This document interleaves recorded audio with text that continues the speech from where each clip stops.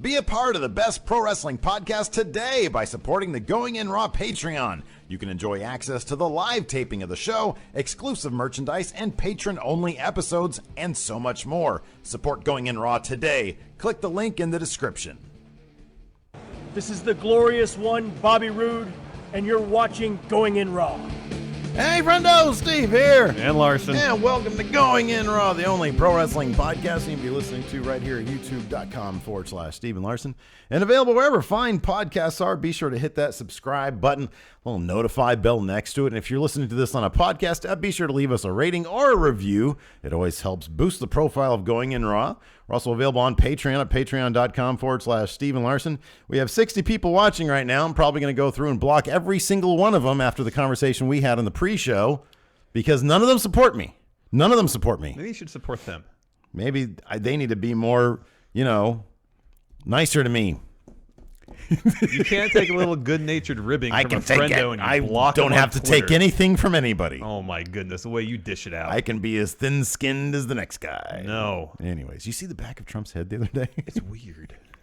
What I tell you, it looked like back Anakin Skywalker's head. Oh, it's all that stuff. Or Darth Vader's head in Return of the Jedi. Oh, we got to stop talking about that. People, you bring your politics in this. That's not politics. Just the back of somebody's head looks weird. I think part of it, too. I don't know. Just like the whole video looked like it was kind of had a blue hue to it. I don't know. Exactly. Anyways, we're on Patreon. We got this great Friendo care package. Oh, I got some of these chat trivia envelopes I got to cool. figure out. What we're trying to do really is kill time, so we have to talk about SmackDown. Yeah, let's do as little talking about SmackDown as possible. Look at that comic book here. I'm gonna open up a page here.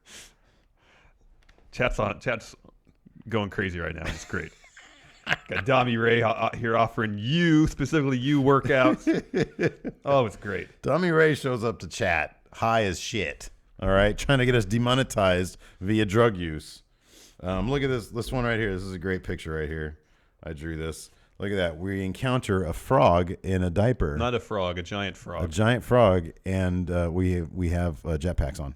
So check that out. $20 tier. Sure, you can only find the pages of a comic book. $20 tier. One $20 pledge, and you get the Friendo care package. It's great. It's got a bunch of other stuff, stickers and whatnot.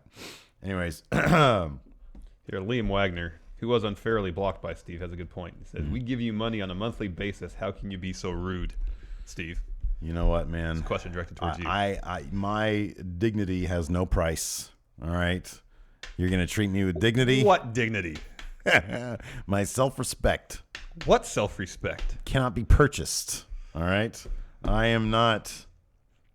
I don't know where I was going with that. I love them all. I really do love all our patrons. We have free-flowing conversations. Look at that. The worse I am, the better people like me a little bit over here. No, I don't think that's true. I think that is true. Anyways. Oh, no, look at Karen. She says her allegiance is tilting to Team Larson. You know what? That's fine. If you want to get on the hop on the Titanic, you can go ahead and do that. No way, man. Weird orange hoodie and all. Great orange hoodie. Anyways. Rocking the Balor Club shirt today, Steve. Nick G in chat says, block me. You can't block me. All right, you win. You're on Team Steve. You're not. I'm going to follow. Nick G, send me your stupid Twitter thing, and I'll follow you on Twitter.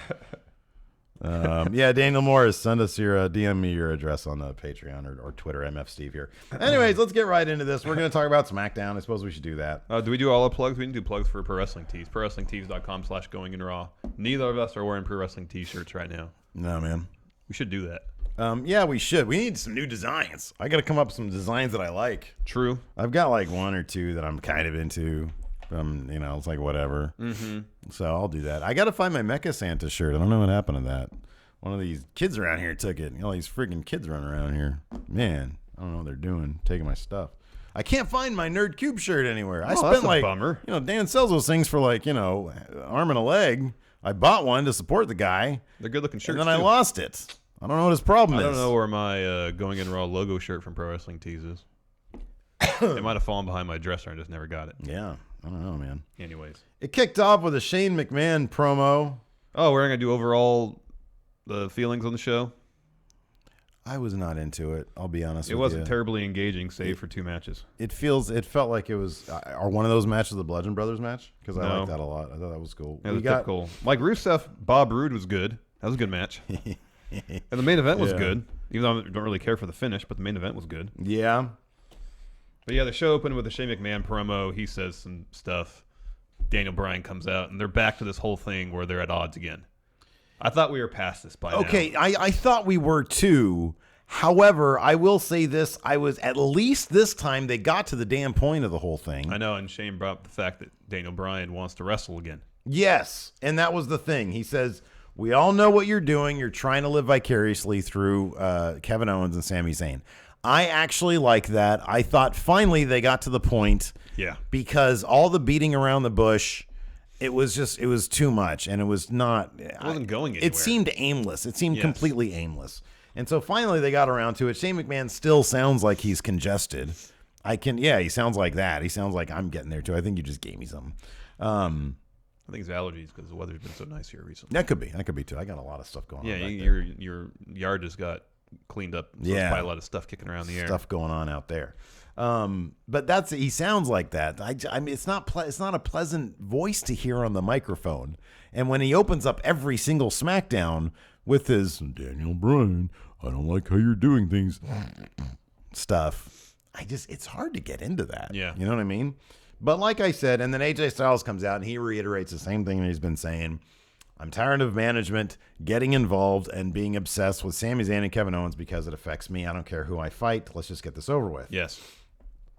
Next up, we had the New Day backstage. They were the social media lounge. Yeah, they kept on all these segments they had backstage with them. They kept on referencing the Corey Graves. Yes. Booker T beef. Yes. Yeah. Making jokes about it. Are we any closer to figuring out? We were both on the same page. We both figured this is just them, Booker T, trying to be funny or working. But then, what was it? Meltzer said on Wrestling Observer Radio that there might be some legitimacy to it. Oh, really? Yeah, but then at the same time, he said stuff that wasn't true either. Yeah. Or Meltzer said stuff that didn't pan out either. Yeah. You know? So, who knows? I don't know, man. I just don't know. It's weird. I mean, the fact that the New Day's joking about it, does that make it more or less likely to be a work? I feel like that makes it more likely to be a shoot. Yeah, maybe. Because if it's real, it's so silly and dumb. And it could be, look, how old is Booker T at this point? He's like his mid-50s, right? Something like that. I mean, sometimes when you get up there in age, you get a bit more sensitive and you're more likely to say crazy stuff. Is that why you blocked Liam Wagner on Twitter? Yeah, because I'm getting old and grumpy. All right. And he's like this young dude who's giving me shit on Twitter. Yeah, I'm going to block him. I might re-block him. I only blocked him for like 15 minutes. I might block him for a half hour at some point. All right. All these patrons coming at me, throwing money at me, and then expecting me to take their shit. Yeah. No, man. Doesn't work that way. All right. Anyways, next, backstage, AJ Styles. Nakamura walks up to him and says, I'm going to beat you at WrestleMania. And that was it. That was all we saw from him. He's 52. Oh, okay. Booker T, not Shinsuke Nakamura. Okay. So anyways, yeah. So I like that as kind of a running gag, but I kind of want to fast forward to FASTLANE where we can get to AJ versus, Shinsuke. I don't know, man. Creative needs to do something with SmackDown. Like they need to get some fresh blood and Maybe creative. Vince needs to stop overseeing it like he apparently is not overseeing 205 Live anymore. We'll get the details on that later. Yeah, maybe. Show, yeah. I have no idea.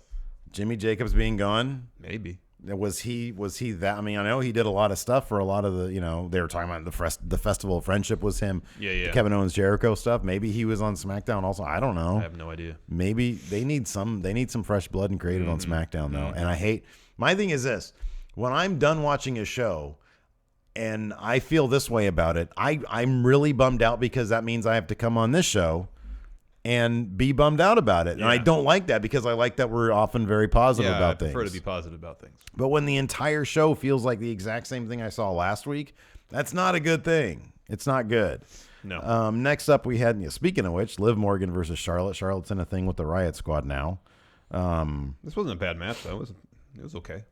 It was okay. Charlotte can carry a sack of potatoes to a good match, The referee ejected the Riot Squad. He says, you, and then he blocked him. Get out of here. That's me, man. Liam Wagner, Alex C. We're out of here. That's what I do. It's my new thing now. Referee Steve. It's not a good gimmick, man. Liv Morgan tapped out to the figure 8. Yes. Charlotte picks up the win. Are you gonna She see said 1 down, 2 to go. Charlotte versus Ruby Riott at FASTLANE. Yay or nay? Yay, of course. Yeah. Yeah, we're gonna see When that. is Fastlane? March 11th? something like that. Yeah. Okay. Yeah, that sounds right. All right. So 5 weeks away, 4 weeks away, something like that. Okay. Yeah. So next week Charlotte will take on Sarah Logan probably. Yeah, and then she has 3 weeks to do something else. Yeah, I guess so. We've got a Kevin Owens interview after that. Talking about Sami Zayn. Yeah. His match coming up later in the main event. Yeah, they gave some weight to this match. He was on Twitter saying, not being snarky about it, saying, you know what, we've been friends, we've been opponents. This is about an opportunity at the WWE Championship. So they're doing their part. Yeah. They're trying to do their part. And in fact, I think the match at Fastlane is going to be fantastic. Yeah, it should I be think real it's going to be really good. The Bludgeon Brothers versus, did you catch their names? No, and even WWE.com didn't list them. Wow. Versus, where were they last night? Kansas City, Missouri. Oh, okay. I know nothing about the Kansas City, Missouri scene. Against enhancement talent, against jobbers, and they just destroyed them. Yeah, it's a pretty typical Bludgeon Brothers match. And then the Usos came out. Well, they just walked out, and they just kind of walked past Bludgeon Brothers as they were Second leaving week in a row, the they ring. just walk past each other. Again, when you do the same thing another week, it just feels like you're spinning your wheels. Yeah, although last week, it was the Usos leaving the ring, Bludgeon Brothers walking past Yeah, them. I know. This week, No, I know. it was the opposite of that. I know. And this week, you also got none of the prison door thing closing. Oh, hey. So, okay, I paid fairly close attention to the show, but sometimes I don't pay complete attention to the show. Yeah. There were no scrolling graphics, were there? No, the only text we got during a promo was during Gable and Benjamin's promo backstage. Right, okay, yeah, I But remember there's that. none of the prison door stuff. There's no Yeah. scrolling. I mean, because Rockstar! Nakamura is only in one brief backstage segment. I wonder who's... It'd be kind of funny if they did Yeah, the but- Rockstar scrolling thing whenever he just showed up. Well, okay. Walking backstage, Here's my thing. Rockstar. I never figured it would be specific. Well, the Rockstar, literally Rockstar, yes, specific to him. But I figured, like, when Bobby Roode came out or when Rusev comes out, maybe they were going to have a giant Rusev Day graphic. Yeah. They didn't do that. They didn't do anything for Bobby. No. Or Bob Roode. Bob Roode. So, and yeah, the Usos, they didn't have the prison door thing. That's a positive sign that Yeah. our whining about it last week paid off. Yes. I wonder whose idea was that in the first place. I don't know. And Nakamura comes out. I wanted the giant word Rockstar. Scrolling across the screen. Cross, exactly. Anyways. Well, what font should we use, Vince? Varsity! Varsity, that's right. Oh, man. Let's see here. Anyways, the Usos run the ring, drop a promo, another good promo. Yeah, man, they're good at their promos. They didn't do any of the name of the teams on lock, no prison door thing. So it was an improvement over last week in that respect. Yep. Next, we had Daniel Bryan come out to announce the first SmackDown top 10. What is the point of this? Okay, here's the thing about it. I'm actually pro top 10 list. Same here. Because we built our careers off Yeah, top man. 10 lists. But there is no surprises here. I was really hoping. Ty Dillinger at 10 is kind of a surprise. over And you know Rusev. what? He complained about it on Twitter. Did you notice, like, after they announced the SmackDown top Oh, 10? no one was happy with their placement. Well, like, AJ even said, well, yeah, big surprise, WWE champion #1. I'm like, wouldn't you? If this is your peers, #1, if this is your peers, why are the champions #1? Like, there should be some surprises here.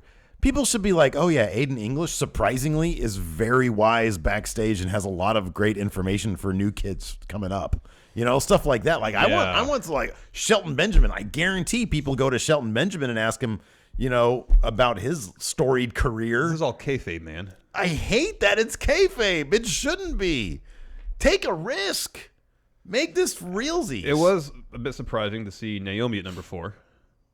Ahead of Becky Lynch. Yeah, I guess. Yeah, that you're right. That is, I didn't even notice that. But Randy Orton's #9. I guarantee that fool is not even around. He probably has his own dressing room. No, he has his bust, man. He's got his bus. He's in, he's out. He drops a couple of RKOs out of nowhere. Then he's gone. Yeah. How is he #9?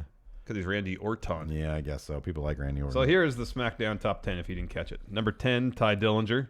Oh, you know what? I just remembered this. Liam Wagner actually made me laugh yesterday pretty hard because he mentioned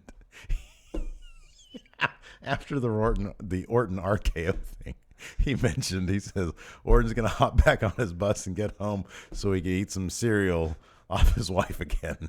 Because there's a video of him like between the boo-boos him eating cereal. No. Like, you know what? That should be offensive, but he literally did that on social media. Yeah. So he is always forgiven. He's on Team Steve again. There you go. Whether he likes it or not. So the very first SmackDown top 10, again, I don't know what the point of this is. Is this just something artificial they've created so people get upset about? I don't think it was meant for people to get upset about. No, so people can say, "Oh, you're ranked higher than me on SmackDown top 10. Yeah. I don't think you deserve that spot. I want your top spot." Is this like kind of like a weird championship type deal where people get upset about their ranking and fight someone else? I kind of hope so. I mean, I hope it serves some purpose. There'd be a purpose to it, but right now there's no. Here's what I wanted to have seen. Right. Like Baron Corbin tweets out, Ty Dillinger at number 10. That guy's trash. Yeah. Why is he at number 10 and not me? Hey. But then Bobby Roode also chimes in, yeah, Baron, I don't like you, but I kind of agree. Ty shouldn't be at number 10. and then Randy Orton, I'm one notch above Ty Dillinger. Are you kidding me? Yeah. Like everybody rips into like one guy. Gets upset about it. So number 10, Ty Dillinger. 9, Randy Orton. Yeah. 8, Becky Lynch. 7, the Usos. Yeah. 6, The New Day. Okay. 5, Bob Roode. 4, Naomi. 3, Shinsuke Nakamura. 2, Charlotte. 1, AJ Styles. Yeah, okay. I mean, I don't know. There are no surprises there. No. Man. I do wish that people would just start ripping on Ty. That'd be great. Or just ripping on something. Create some drama based around this. Exactly. Yeah. Completely artificial. It seems arbitrary top 10 list. Hey, why? Hey. You're 10. I'm not 10. Hey, I should be 10. 10. Why am I not 10? 10. 10. Next, another New Day segment backstage answering social media questions. This one where there's a bunch of pancakes involved. That was the last one. No, I think that was the last one. Next, Rusev Day iPhone promo. Yeah. I believe this is where Rusev called Bobby Roode Bob Roode. Pretty funny. Then we had Rusev versus Bob Roode. It's a good match. No, this is a really fun match. This is a cool match. Aiden English sings a wonderful song. I don't mean Rusev to. Day. I mean, the Rusev is supremely over right now. Yeah. We talked about like how this would be kind of a problem. This wasn't as much of a problem as I kind of thought it might be. Because they put on a good match. Because they put on a really good match, and people were super happy to see the glorious DDT. I mean, Bobby Roode's over. People like Bobby Roode. Bob Roode. But here's my only thing about this match, and it's never going to happen because they got Bob Roode doing this thing. I think it would have been cool if Rusev was on the verge of winning and the ref turned away for some reason, maybe because of Aiden English, and Bob Roode hit Rusev with the U.S. title. Yeah. Come on, let's get heel Roode. I know. Can we just get heel Roode already? I know. Can we just do that? I know. That'd be great. Right away. Make it happen. Because then when he smiles, it's probably like legitimate. Yeah. He doesn't have to fake it. I know. I really want heel Bob Roode. Instead, what we got was a bunch of Randy Orton RKOs out of nowhere. Well, the finish was actually pretty cool. It was Rusev was setting up Bob Roode for the accolade. Bob Roode reversed it into a glorious DDT, picked up the win, retaining U.S. title. And as he was celebrating, Orton comes from out of nowhere, RKOs him. Yeah. And then he RKOs Aiden English and Rusev as well. Everybody gets an RKO. Yeah. So are we getting Bob Roode versus Randall Orton for U.S. title? Well, again, you have that problem that Randy Orton can't be a bad guy. Nobody's going to believe that. He does the RKOs out of nowhere, which is everybody's favorite thing, including mine. I love them. They're great. They're perfectly directed, too. Yeah. They're fantastic. Here's what I would prefer. Not going to happen. This is what I prefer. WrestleMania, we get like 10 RKOs out of nowhere, just in the most random spots. Backstage segment, boom, somebody gets RKOs. Like in the background. Yeah. In the background. Yeah, walking down the ramp. Right, RKO. exactly. Yeah. RKO, yeah. That's his role at Mania, is just RKOing people. It's like a ring technician is like fixing up the ring or whatever. RKO out of nowhere. That would be fun. I'd be totally cool with that. Yeah. He's not clogging up any storylines because come on, are we gonna call this right now? Boring babyface Randy Orton winning the U.S. title at WrestleMania? Oh, he's not gonna win the U.S. title.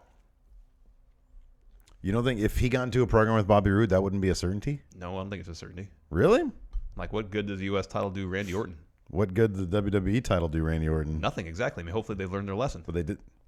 Come on now. I think I won this argument. I won this argument if that's what you're going to go to. If it were the WWE title, I'd be more inclined to agree with you. But this is a U.S. title. It's a mid-card belt. That's a huge step down for Randy Orton. There are no step-ups for Randy Orton. You realize that, right? There are no step-ups. There's the bar is world title or nothing. Right. So to step down for the U.S. title and win that and carry that, I don't know how that's going to benefit him, especially at the expense of Bobby Roode. What's he going to do, though? Take a pin, man. You think he's going to eat a pin from a glorious DDT? 2 of them from Bob Roode, yes. Oh, my goodness. All right. Well, maybe. I think we're going to get boring babyface Randy Orton standing tall with the U.S. title. Doesn't make a lick of sense. Unless it didn't make a lick of sense last year. Unless that's what's going to instigate a heel turn for Bob Roode. And that's not going to happen either. I know. He's going to languish. I know. Because they love their Randy Orton, man. Anyways. Whichever the thing is that we don't want the most, it's going to happen. Well, if we keep on saying that Randy Orton will do that, okay. Well, then get on board with my babyface Orton winning over Bobby Roode at WrestleMania. I'm trying to see if he's ever won the U.S. title before. I'm guessing, yeah. See, he can be Grand Slam champion or whatever. Oh, he's never won the U.S. title. Triple Crown, what do they call it? Grand Slam. He's never won the U.S. title, so maybe he will win it. There you go. So he can complete the Grand Slam. There you go. All right, it's not outside the realm of possibility. There's one thing left for me to do. I thought he had been a former U.S. champion. Next, Chad Gable and Shelton Benjamin promo backstage. We had the random words pop up on screen. Yeah.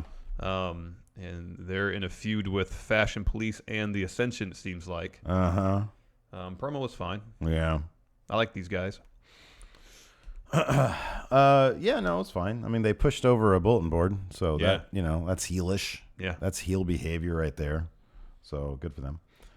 New Day backstage again. This time they answered some question about Kofi Kingston. What did he say? Oh, yeah. In the end, they all hugged it out. It was involving him having the most titles. Yes. They were counting down. He was, like 4-time U.S. champ, 3-time Intercontinental champ, won the tag titles a bunch. I think that was the kind of the point of it. He said something like, well, when I win the world title, then we'll all win the world title. Yeah, he said, I'd cut it in half and give it to both of you, something like that. And then they started shoving pancakes in his mouth. I like pancakes. Yes. Oh, apparently we got confirmation from one of our patrons also that they do have pancakes in England. Oh, okay. Yeah, so that's good. I kind of thought that'd be the case. Yeah. We didn't mention that Gable and Benjamin beat the Ascension. I don't think we mentioned that. Oh, yeah, they did. Yeah, okay. It was a decent match. It was just kind of short. Yeah. Next, Sami Zayn interview. Intense Sami Zayn. I like this. This was a good interview. Yeah. This is how I'd like to see Sami Zayn. I'm actually kind of bummed out. I totally get that this triple threat match is going to be a really good match. Yeah. Because, just look at their handicap match, and it was a really fun, creative match. Mm-hmm. So I'm really going to be into this match at FASTLANE. I really kind of wish that this was the point where Sami Zayn, at least at this point, went over Kevin Owens somehow. I think that would have been really, really cool, and it would have been really interesting to see him go into FASTLANE and see how Kevin Owens reacted to that. Exactly. And I don't know how they're going to play things between Zayn and Owen between now and Mania. I'm kind of guessing that's going to be the match between the two of them. Yeah, it feels that way, huh? And who's going to turn heel? But I'll say the way Sami Zayn was wrestling in the main event and the reaction he was getting, he was getting the babyface pop. Yeah, I know. I don't know if that's what they want. Because then he goes down ringside and starts getting in AJ's face. Yeah. Which isn't exactly a face thing to do. Sammy, ever since, you're right. He is sort of stepping up into that alpha role between him and Kevin Owens. And at the very least, I like that. Yeah, definitely. They're doing that well. But I feel like if that's going to be if the roles in their feud are going to be the same, then the result in the end, I feel like it's going to be the same too. I feel like it's going to be just Kevin Owens going over.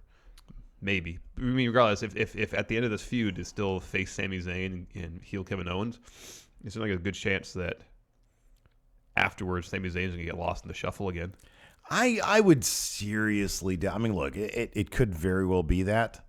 I really believe we're going to see a reversal of roles here. Yeah, I hope so. I really think that's going to be the case. I mean, here's the thing about Sami Zayn and Kevin Owens. When they have a match together, it isn't a whole lot of difference. They always put on really fun matches, but it's not a whole lot different from what we usually see from them. Yeah. So I'll put it this way. I'm not sure a heel Sami Zayn versus a tweener Kevin Owens match is going to be all that different from a babyface Kevin Owens. I think they could make it different. I mean, Sami Zayn, his moveset, the way he wrestles, the pace at which he wrestles is just more of a face kind of arsenal. I know. All he has to do is slow it down. Put some. Yeah, I don't know if he'd do that. I think he'd probably just put some stank to it. I'm not saying Jack Gallagher pace, but I'm saying slow it down a little bit. more striking, Yeah. a little more viciousness involved. It could work. Yeah. He Could can still be. do the blue thunder bomb and all that stuff, but just how he approaches it would be different.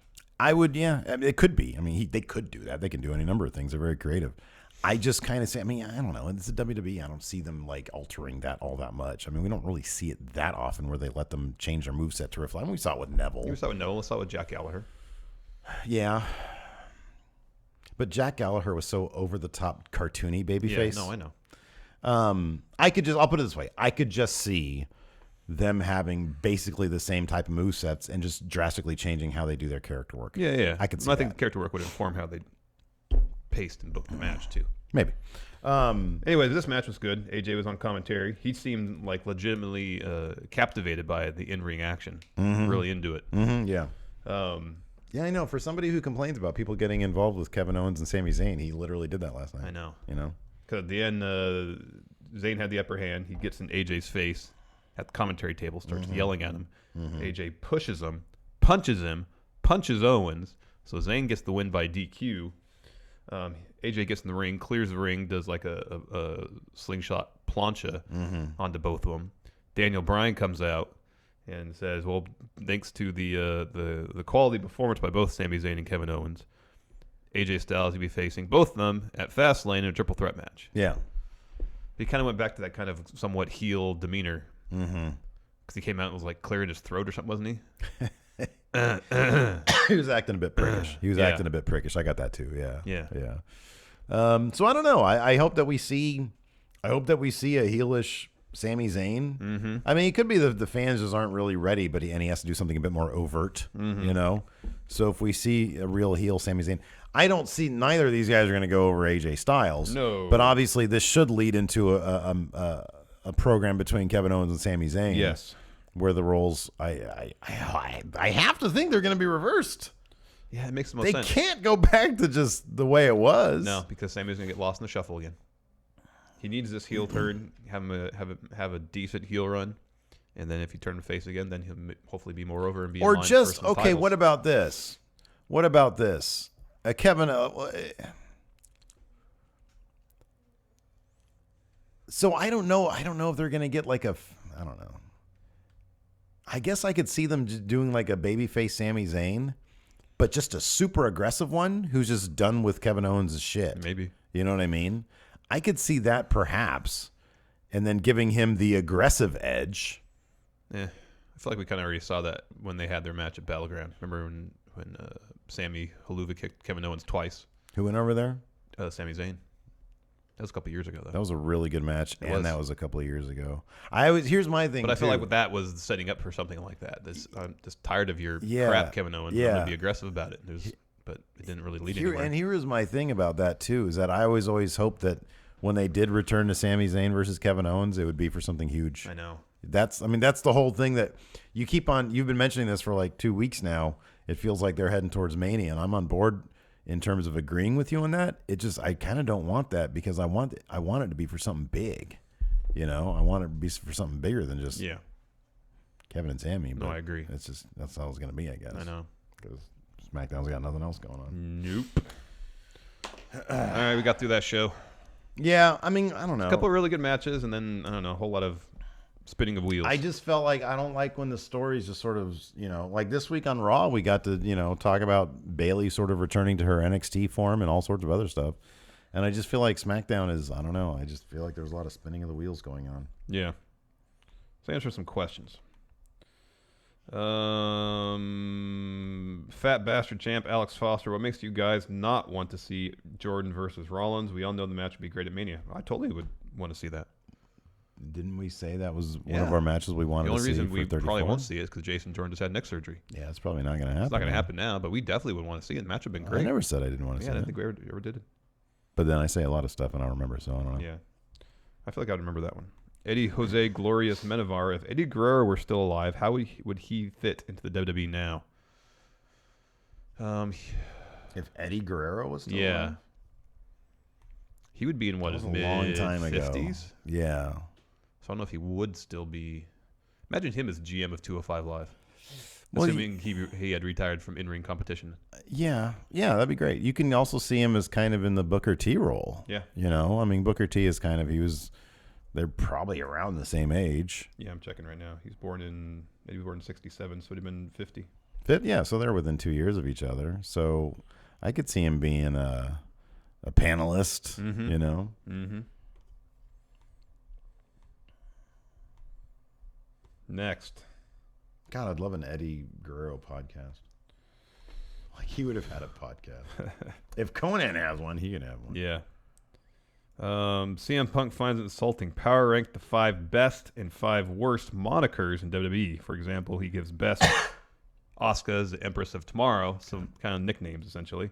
Worst, Big Dog. Big dog. I feel like the worst, Rockstar. Yeah, that's the worst. Whereas King of Strong Style is great. That's amazing. That's great. Okay, so Randy Orton is the apex predator. You always liked that, didn't you? In theory. To me, I like the idea of it. Yeah, but just it doesn't roll off the tongue at all. Like the Viper that rolls off the tongue. Yeah, the Viper. That's a good one. Yeah. I like Sami Zayn's, what do they call it? The underdog from the underground. Yeah, that's good. I like that. Yeah, that's good. cool. I've been looking up prices to go to England on vacation. All Probably right. have to wait a couple of years. All right. Not because it's expensive, just because like there's Alabama in the in the cut. But I don't really want to go back there. All right. I don't know why I mentioned that. The Phenomenal One's good. Mm-hmm. It's not great, but it's good. Braun Strowman, Monster on Men's good. Good. Yeah. The Beast. The Beast. Brock That's a Lesnar. good one. It's good. Empress of Tomorrow is really good. Yeah, that is really good. You know what? I don't like the Irish Lass Kicker.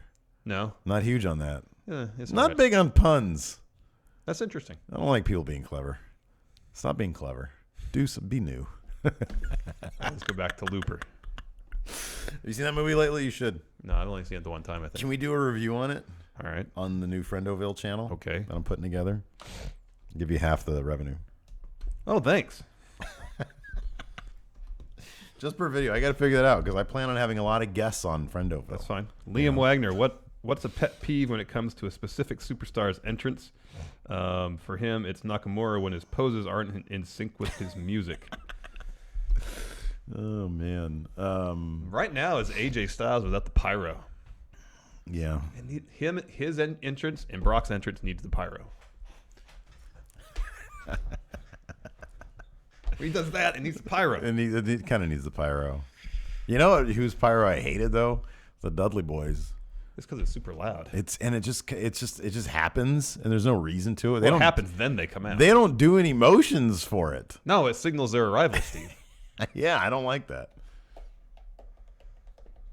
Who else? A superstar intro. I know I have. Let's see here. I like Naomi's entrance. That's really hers is cool. great, yeah. It's awesome. I like Charlotte's entrance. I'll say this. The Bludgeon Brothers, I don't like that the B is just 2 arms with hammers. It's corny. Oh, I kind of like that, though. Their whole thing is corny, though. Don't like it. I never even thought about the Shinsuke thing. That is funny, though. I mean, I guess with Braun, when he comes out and he lifts his arms, if a nipple pops out, which sometimes it does at that point, oh, it bugs the crap out of me. Yeah. How could that possibly be comfortable? I don't know. I'm trying to think of other ones because I know there's some of them. you know, I was thinking about this the other night when John Cena comes out and he always turns to the camera and starts yapping away, right? Yeah. It'd be great if one time he just comes out and goes, I know. Just rolls his eyes.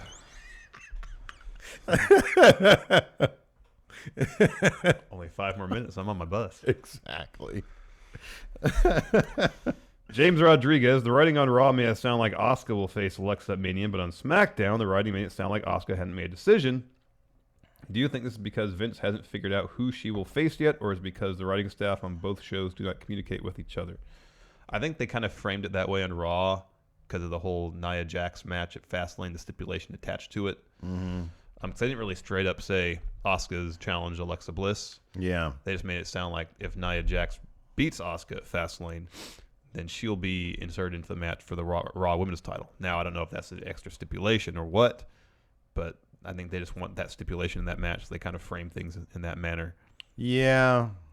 It was clumsy. Well, because and then Stephanie also said you might want to hold off on that decision, Asuka. Yeah, till after Elimination Chamber. Yeah. AORM, do you think that Harper and Rowan, the True Buds, versus Authors of Pain would be a good battle of Haas tag teams? Yes. Funny he says that because I wanted to pitch that to you for We Book Raw. I think he just did. Nice. Are you in with that? Are you good with that? We got to build to it, though. All right. I had a question, then I lost it. Jason the Cabbie, who takes over as lead announcer when Michael Cole retires, Graves or Phillips? Phillips. Well, yeah. I mean, that role right there is perfect for Tom Phillips is what he does. Yeah. Corey Graves isn't going to be doing bronze grappling hook. Should the SmackDown top 10 be used to show a ranking system for number one contenders similar to WWE video games in universe mode? People like Ty could have a year-long story of trying to climb the rankings. Trying. And he says, TNA had this idea in 2010. The rankings were determined by a combination of weighted factors, including win-loss records, kayfabe, legacy, online fan voting, and influence from the established championship committee. That's what I thought it was going to be. I thought it was going to be standings like UFC has. I know, me too. But apparently, no. I think that would have been cool. It's just something for people to get upset about. Yeah, it's just people's. Yeah. Oh, look at these tweets now. Nicholas Grosskirth is the U.S. title beneath Orton in 2018. I was going to say yes, but then seeing that he had never won it, maybe not. Rich Thompson wants some clarification. So we get these questions from our pay. $1 a month. You can ask a question, every on all of our recap episodes. Rich Thompson says, "What do you mean with all these updates asking us to upvote? Upvote what? When we say upvote, it means hit the little star." Saying that you like that somebody else's question. Yeah, there's a heart. I should specify that. I take for granted that we get new people. There's questions, and there's a little heart underneath of it. Yeah. If you like the question, hit that heart. You'll upvote it. You'll get it votes. Not here for rest holds. Is the trope of getting pushed by getting yourself over becoming easier to call BS on? The crowd was chanting for Rusev during the opening promo, and it just so happens to be edited out of WWE's YouTube clip from that segment. While on the other hand, people hate Roman, and he gets to main event again at WrestleMania. Kind of. I mean, I don't know. I think there's so much gray area there, I'm not sure. Number one, the WWE. So I read this. I have no source on this. I have no idea if it's true. But there was something that said, there was some on the internet that said WWE ran out of their Rusev Day calendars and they had to order a bunch more. We had heard before that his T-shirt sells really well. I would have and they had him go over in the U.S. title tournament. Yeah. I'm sorry, in the number one contendership. Yeah. Granted, he lost to Bob Roode, but I think the WWE understands that Rusev is very over. Mm-hmm. He's been on TV. He's been doing a lot of good stuff. I don't know. I think that translates. I mean, in terms of where he is on the roster, just because you have championship gold. That doesn't really mean it. Like, they could think, the thinking for Bob Roode having the title could be, well, it makes sense for him to have a title, so let's keep that on him, as opposed to, oh, he's so over, so let's put the title on him. It could be the situation where this Rusev Day phenomenon is pretty new. Yeah. And they're waiting to see if it can sustain itself and if they can add layers to it. Yeah. To help it grow in popularity. Yeah, but I don't know. I mean, if it gets to the point 6 months from now when the entire arena is chanting Rusev Day when he steps foot in the ramp, it's going to be hard to deny him. And he's still losing at the mid-card level. Yeah. Then, there's an issue. Yeah. But just give it time. Maybe they're taking their time with this. Yeah.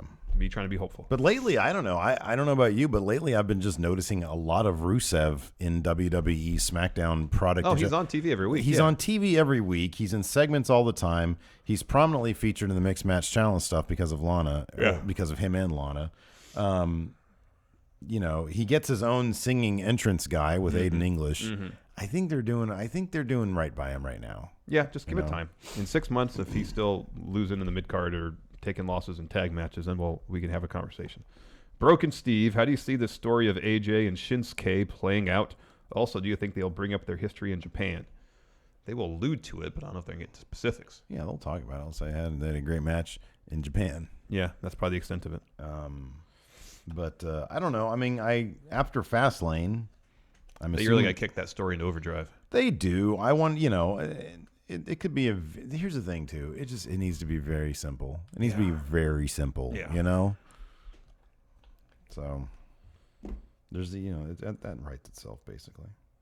Karen, is SmackDown Live focusing too heavily on the storyline of Owen, Zayn, Shane, Daniel Bryan, AJ? I feel like with 2 hours of programming, it consistently eats up a lot of time recently with little payoff. Yeah. I'm so done with Shane talking to Daniel Bryan about stuff. I know. I'm over that big time. So yeah, they do, and other things can be featured, like the number 10 spot on the SmackDown Top 10, Ty Dillinger. Tommy T, hey friendos, my question is, power rank the most heartwarming moments either one of you actually watched happen on WWE programming. It's not one of my top ones, Tommy T says, but as an example, it made me smile when at Survivor Series, as soon as Shane got concussed by the spear, Randy made sure his kids knew he was okay. Yeah, that was nice. That was nice. Heartwarming moments. I mean, we were there when Goldberg, gave his little speech to the crowd after Raw, Raw after Mania. That was heartwarming. His kid in there and everything. That was very heartwarming. Yeah, it was. I like that. I liked when we were there, and it was very heartwarming when the crowd started chanting "F you" to Roman Reigns, amongst other things. Amongst them, yeah, a wealth of other things. That was very heartwarming. And then he just laughed and said, "This is my yard." It's my yard now. That was pretty good. Oh, that was great. That was pretty good. He handled that well. He did. Primetime Henry Harris is Randy Orton RKOing everyone because he's a dick. No, I think Vince told him go out there and RKO everybody, and Randy said okay, and then he came backstage and said, "Are we good?" Yes. I said no. Yes. The glorious Steve Klain. Hey, friendos, which TNA feud would you like to see happen in WWE ring? Maybe Angle versus Styles. Give me Samoa Joe versus AJ. Yeah, man, that's what I'd want to see. Tops for me. That's what I'd want to see. Absolutely. Oh wow, Tim Morris, this is rough.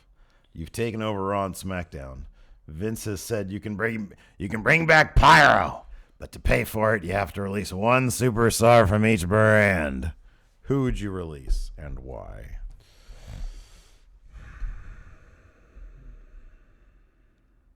On SmackDown, I think it'd be the Clones.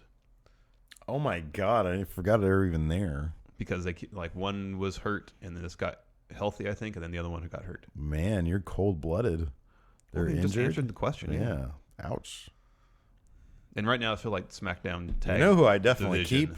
Holy crap! Have you seen Mike Bennett's freaking Instagram? Oh yeah, you say he looked great. That dude is shredded. Yeah. Congratulations to him. I think he tweeted out our Instagram that he's been 7 months sober now. That's great. That's good for him. And on top of that, he's shredded. That guy's loked out. Yeah, I'll have to check that out. I mean, I like the Clones. I thought when they were doing when they kind of repackaged them, those vignettes. Man, how many chances can you get? Either you got to get one of them right, man. No, they were funny. They did some funny stuff, but just you need a bit more than that. I know. I'm trying to think on Raw. Oh, geez, I don't know.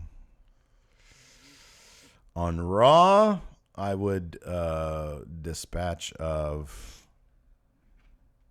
On SmackDown, I'd probably get rid of Tamina. I just feel like they should book her really strong and everything, but she just they really don't. They don't do anything with her. Yeah, they don't do anything with her. Doesn't do that, and she always comes out with I don't know, her outfit. Nia Jax has an outfit that looks kind of cool, and I just compare them because they're the powerhouses in the women's division. Tamina always looks like she's wearing just a leather out, she looks like David Hasselhoff. Yeah, which in theory should be great, but it should be. It just doesn't really work for her, I feel. I think on Raw, though. Who would I take off Raw?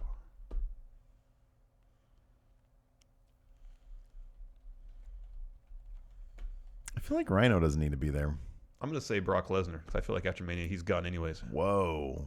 You would get so fired by Vince if you said, Vince, we're going to get rid of Brock Lesnar. No, I'm saying Vince. Brock's already told me that he's not going to sign, so we can just take that money off the books. You had a conversation with Brock? Yeah, man. Whoa. And so that's millions of dollars every year we have for Pyro for everybody. That's pretty impressive. That's my answer. No, that's a good one. Last question here before we do some trivia. Tommy, the best value cat. Biggest top 10 surprise. Ty being number 10 or no Jinder or Rusev? No Rusev was a surprise. No, Rusev was totally a surprise. I mean, I'm guessing they put Ty at 10 because he's a perfect 10 and all that stuff, and they're trying to be clever. God, see, that's when a gimmick goes bad. When a gimmick goes bad. You ready to do this? Yeah, what are you starting with? Classic. Chronological order. Classic. Let us begin. Big events. Yeah. What Japanese competitor faced Bret Hitman Hart. Oh, we've had this one. I already forgot it. We totally had this question, and I would never have remembered this. I could see him. I'll give you a point if you can. It starts with an H. It's not Hayabusa. That's the only thing I can think of. No, it is not Hayabusa. Who is it? What's the name? Hakushi. Yeah. Never would have remembered that. Yeah, I don't remember it either. What member of the Powers of Pain tag team lasted only 2 seconds in the '89 Royal Rumble match, a record that lasted 20 years? Barbarian. Warlord. Was Barbarian one of them, though? I think so. Nice. I consider that a spiritual point. Championships. Who managed Andre the Giant when he challenged Hulk Hogan for the championship at WrestleMania 3? Bobby the Brain Heenan. Very good. Totally had this. Who won the tournament for the Intercontinental Championship after the Ultimate Warrior vacated the title when he won the WWE Championship at WrestleMania 6? Was it Perfect? Yep. Okay. Superstar bio. Yeah. In the summer of 1994, what Native American superstar? Tatanka. Very good. Superstar bio. We really need to get new cards. I know. What were the first names of the colorful and popular Bushwhackers tag team?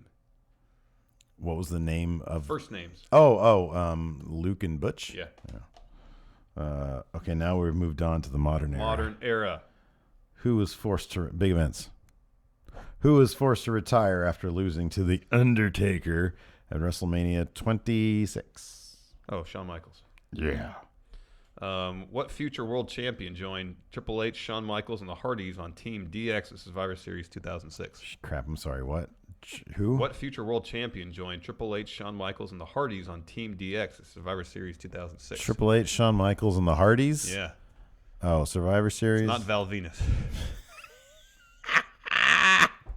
Those are the rumors. I'll always love that rumor.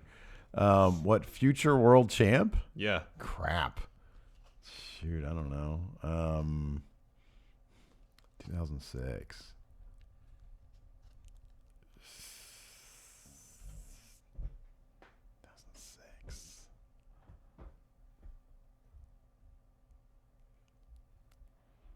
Edge? CM Punk. People will tell you the answer in chat there. Oh. I know. Why? Don't do that. Really? CM Punk? I'll have to go back and watch that one. Yeah. Championships. What superstar among John Cena, Triple H, and Orton left WrestleMania 24's triple threat match for the WWE title? Left as champion. John Cena, Triple H, Randy Orton had a match at WrestleMania 24. Who won? I gotta say John Cena. Randy Orton. Oh. You always get that one wrong because you've had this before. What former LA Clipper dance team member went on to win the 2007 Divas Search and the Divas Championship? Maria Kanellis? Eve, that's right, Eve. I know we've had both these cards. Last one. During his reign as King of the Ring, who served as King Booker's queen? Queen Sharmell. Very good. You have one more. Nice. For a tie. What superstar had Motorhead perform his entrance theme, King of Kings? James Ellsworth. Correct. Not correct. The game. So anyways, wow. Lame Smackdown. Lame. I'm curious about this. In the post show, I'm going to find out what Alto Votalhe did to get CM Punk to block him on Instagram because that's fascinating to me. But only if you're a patron will you find the answer to that question. Yes. So yeah, that's it for the show. Thank you, everybody. Let's get some music. Yeah, I think it's playing right now. Thank you, Hilton. And until next time, we'll talk to you guys later. Bye.